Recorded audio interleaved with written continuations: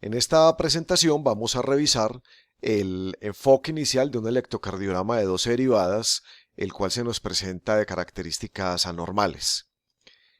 Esta es la Universidad EIA, ubicada en el municipio de Envigado, donde actualmente desarrollamos nuestra labor docente, y este es el Hospital Pablo Tobón Uribe, sitio de práctica de dicha universidad, uno de los mejores, si no el mejor de la ciudad de Medellín. La lectura sistemática del electrocardiograma consta de varios pasos, y el primero y más importante es ver si el equipo está calibrado o no.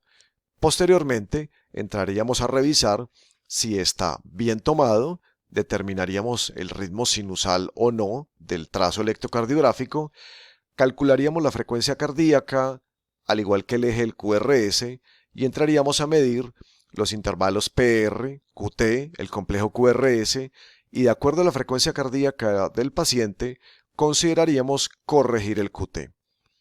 Nos ayudaríamos determinando el intervalo RR, si este es variable o no, para determinar la frecuencia cardíaca con diferentes fórmulas que contamos para ello. Si el QRS nos dio ancho, estamos en la necesidad de considerar un posible bloqueo de rama. De acuerdo a la ubicación del eje del QRS, consideraríamos o descartaríamos la presencia de hemibloqueos. Yendo a revisar las derivadas precordiales, podremos analizar la adecuada o inadecuada progresión de la onda R y determinaríamos exactamente en qué derivada está sucediendo la transición. Eso sería como el enfoque inicial, cuando ya más adelante en otras presentaciones nos adentremos en temas un poco más avanzados y complejos, como determinar isquemia, dispositivos de estimulación, hipertrofia de cavidades, alteraciones hidroelectrolíticas, etc. Se nos plantea el siguiente caso. Rosa, una paciente femenina de 69 años de edad, que consulta al servicio de urgencias por un cuadro clínico de 2 horas de evolución, consistente en opresión precordial de inicio súbito que se irradia al cuello y a la mandíbula. Rosa refiere náuseas y disnea leve. Ella tiene antecedentes de ser hipertensa y consume cigarrillo. Los signos vitales que se le toman en triaje son estables. Se le ha ordenado, como método de estratificación, un electrocardiograma de 12 derivadas. Este es el electrocardiograma de 12 derivadas. Recordemos entonces que se nos presentan inicialmente las derivadas bipolares de 1, de 2 y de 3. A continuación están las derivadas unipolares ABR, ABL y ABF. Y después vamos a tener las 6 derivadas precordiales. B1, B2 y B3, B4 y B5 y B6. Este es un electrocardiograma tomado de un equipo multicanal, en el que en la parte inferior del mismo podemos apreciar un dedos largo, supremamente importante para medir la sonda, los complejos, el intervalo RR y poder ver exactamente la variabilidad o regularidad para el cálculo de la frecuencia y otras características. Entonces empecemos con esa lectura sistemática que se nos planteaba en la diapositiva anterior. Lo primero que tenemos que tener claro, y nos lo puede decir muchas veces la margen superior o inferior del papel milimetrado, es a la velocidad que va y a cuánto voltaje está calibrado.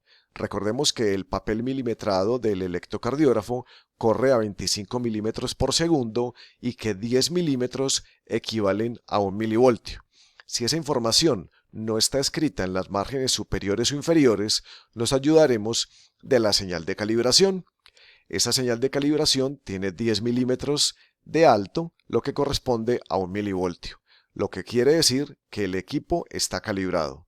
Posteriormente, vamos a ver que en D1 tenemos una onda P positiva y en ABR tenemos una onda P negativa. En caso de que el trazo electrocardiográfico no tuviera onda P, nos vamos a hacer las mismas preguntas, pero con el complejo QRS, que en D1 esté positivo y que en ABR está negativo. Como aquí claramente podemos apreciar la onda P, podemos decir que el trazo está bien tomado. Ya sabemos, el equipo está calibrado, el trazo está bien tomado. A continuación, miraremos el ritmo.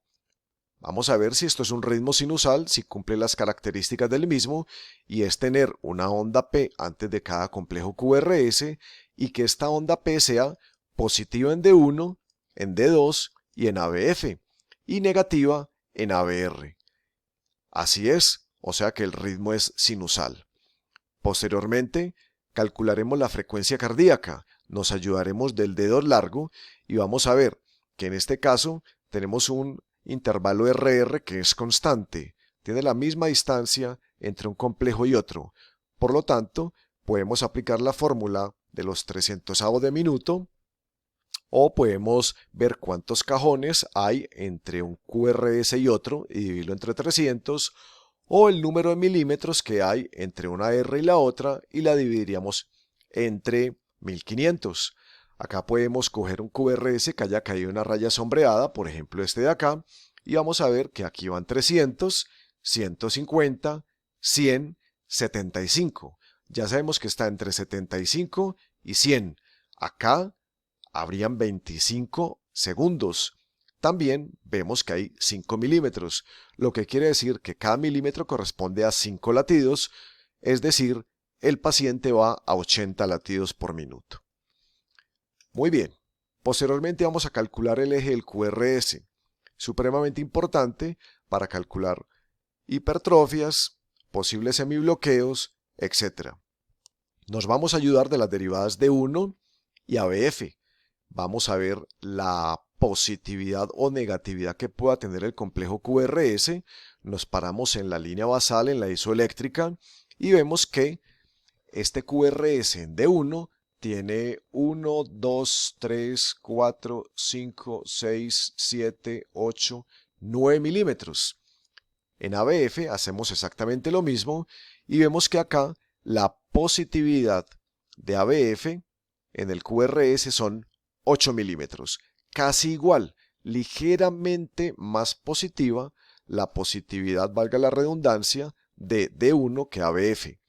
Esto nos concluye que D1 lo ubicamos hacia el lado izquierdo en el eje de las X del plano cartesiano y ABF lo ubicamos hacia la parte inferior del eje de las Y. Esto nos va a dar un eje del QRS en el cuadrante inferior izquierdo, completamente normal. Recordemos que el eje del QRS va desde menos 30 hasta más 110 grados. Casi que tenemos un eje ubicado en 45 grados con signo positivo, pero recordemos que como D1 es ligeramente mayor que ABF, no nos va a dar exactamente en 45, sino un poco menos porque tiende a buscar a la derivada mayor, en este caso D1. Hemos en este momento descartado la presencia de algún hemibloqueo porque nos dio en el cuadrante inferior izquierdo, que es normal. Nos ubicamos en el inicio de la onda P y contamos hasta el inicio del QRS para medir el intervalo PR. El intervalo PR debe estar entre 3 milímetros y 5 milímetros, es decir, 0.12 segundos a 0.20, y vemos que acá está de características normales. No hay un PR corto para pensar en un síndrome de preexcitación, tampoco hay un PR largo para pensar en un bloqueo auriculoventricular. Posteriormente vamos a medir el complejo QRS, desde el inicio del mismo hasta el final del complejo, y vemos que aquí hay más de 0.12 segundos o 120 milisegundos, lo que corresponde por definición vigente a un QRS ancho. Si tenemos un QRS ancho, estamos en la obligación de ir a buscar o descartar un bloqueo de rama. Por protocolo nos ubicaremos siempre en B1 y B2. Acá, en estas dos derivadas, que es la cara septal, para considerar la presencia de un bloqueo de rama derecha, deberíamos encont'rar una R prominente o una R mellada o el configurado de RSR', las famosas orejas de conejo. Vemos que no está ninguna de esas tres características y que por el contrario el QRS en B1 y B2 se nos presenta con una polaridad negativa, que es lo usual de esta cara. Es decir, no hay posibilidad de que sea un bloqueo de rama derecha. Si no es un bloqueo de rama derecha, entonces nos vamos para las derivadas donde encontraremos el bloqueo de rama izquierda, es decir, B5 y B6. B5 y B6 a su vez es la cara lateral baja. Y podemos ver que en la porción final ascendente de la R hay una muesca. Esto nos confirma que hay un bloqueo de rama izquierda y lo podemos confirmar yéndonos para la cara lateral alta, que es D1, y ABL, en donde estamos viendo la misma morfología de bloqueo de rama izquierda. Entonces, hasta el momento, tenemos como diagnóstico bloqueo de rama izquierda de las de His. Posteriormente, vamos a medir el intervalo QT desde el inicio del QRS hasta el final de la T. Recordar entonces que los valores normales actuales del QT es desde 0.32 segundos hasta 0.44 en el hombre o 0.46 en la mujer. Y acá podemos apreciar que tenemos 1, 2 y 5, 7 y otros 3, 10.